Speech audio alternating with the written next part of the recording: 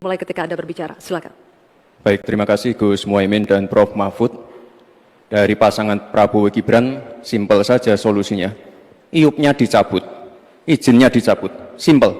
Karena sesuai Undang-Undang Dasar 1945, Pasal 33, Ayat 3 dan 4, dan juga Pancasila, Sila 4 dan 5, kita ingin sumber daya alam ini dimanfaatkan sebesar-besarnya untuk kemakmuran rakyat. Dan juga kita harus menjalankan Permen Investasi nomor 1 tahun 2022. Intinya kita ingin perusahaan-perusahaan besar ini bisa menggandeng UMKM lokal, pengusaha lokal, jadi mereka tidak besar sendiri, tapi ikut membesarkan warga lokal, pengusaha lokal, dan UMKM setempat. Terima kasih. Masih ada waktu, Pak Gibran? Cukup atau lanjut? Cukup? Baik. Terima kasih. Selanjutnya kita kembali ke calon wakil presiden nomor urut 3, Bapak Mahfud MD. Kami persilakan untuk merespons tanggapan dari calon wakil presiden nomor urut 1 dan 2. Terima kasih. Waktunya 1 menit Bapak, dimulai ketika Anda berbicara. Silakan. Baik, saya mencatat juga tambang ilegal sebanyak 2.500, tapi juga ada yang lebih dari itu. Dalam 10 tahun terakhir terjadi deforestasi 12,5 hektar hutan kita. Itu jauh lebih luas dari Korea Selatan dan 23 kali luasnya Pulau Madura di mana saya tinggal. Ini deforestasi dalam waktu 10 tahun. Bilang, ya cabut aja IUP-nya. Nah itu masalahnya. Mencabut IUP itu banyak mafianya. Banyak mafianya. Saya sudah mengirim tim ke lapangan, ditolak. Sudah putusan Mahkamah Agung.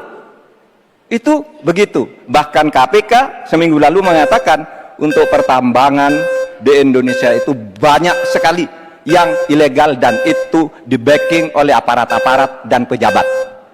Baik, itu masalahnya. Baik, terima kasih. Waktunya habis, Pak Mahfud. Terima kasih. Kita lanjutkan.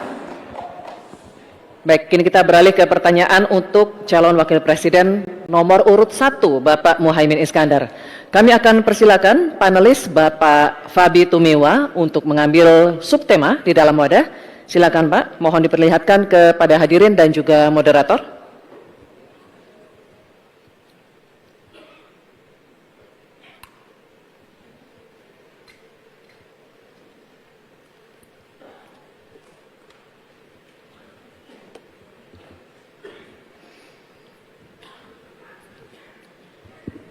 Pangan. Baik, terima kasih Bapak. Dan kami persilakan pula panelis Profesor Dr. Insinyur Haryadi Kartodiharjo untuk mengambil undian daftar pertanyaan dari wadah. Mohon diperlihatkan huruf yang tertera.